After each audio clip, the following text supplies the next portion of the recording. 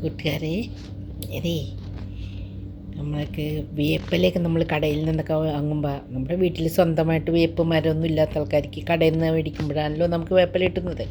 അപ്പോൾ കുറച്ച് കൂടുതൽ വിലക്കുറവിലൊക്കെ കിട്ടുമ്പോൾ കുറച്ച് കൂടുതലൊക്കെ വാങ്ങിയിട്ട് അതിൻ്റെ ഇതളൊക്കെ അടർത്തി അതിൻ്റെ തണ്ടിൽ നിന്ന് ഇതളൊക്കെ അടർത്തി എടുത്ത് വെച്ചിട്ട് ഒരു 3-4 പ്രാവശ്യം കഴുകി വൃത്തിയാക്കി നല്ല വലിയൊരു തളികയിലോ അല്ലെങ്കിൽ പേപ്പറിലോ ഇട്ടിട്ട് നമ്മുടെ റൂം ടെമ്പറേച്ചറിൽ ഒരു 2-3 ദിവസം ഇങ്ങനെ വെച്ചാൽ ഇത് നല്ലോണം ഉണങ്ങി നല്ല ഫ്രഷായിട്ട് കിട്ടും. ഓക്കെ, എന്നിട്ട് ഈ ഉണങ്ങിയത് നമുക്കൊരു കുപ്പിയിലോ പാട്ടയിലോ വലിയ പ്ലാസ്റ്റിക്കിൻ്റെ കവറിലോ ഏതെങ്കിലും എടുത്ത് വെച്ച് വെറുതെ സാധാരണ ഇതിൽ വെച്ചാൽ മതി.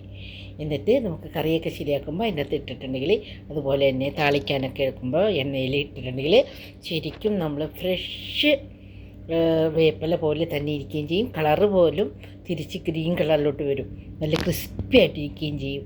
ഫ്രിഡ്ജിലൊക്കെ വെച്ചാൽ നമ്മൾ ചീത്തയായി പോകുന്നത്, കുറേ ദിവസമൊക്കെ വെക്കാൻ പറ്റത്തില്ല. കുപ്പിയിൽ അടച്ചിട്ട് വെച്ചാലും ഫ്രിഡ്ജിൽ വെച്ചാലും ചീത്തയായി പോകും. ഇതിങ്ങനെ ഒന്ന് വെക്കുകയാണെങ്കിൽ വളരെ നന്നായിരിക്കും. എപ്പോഴും ഫ്രഷായിട്ടിരിക്കും. എത്ര നാൾ വേണമെങ്കിലും നമുക്കത് ഫ്രഷായിട്ട് തന്നെ ഇരിക്കും. കുപ്പിയിൽ അടച്ച് വെച്ചാൽ മതി.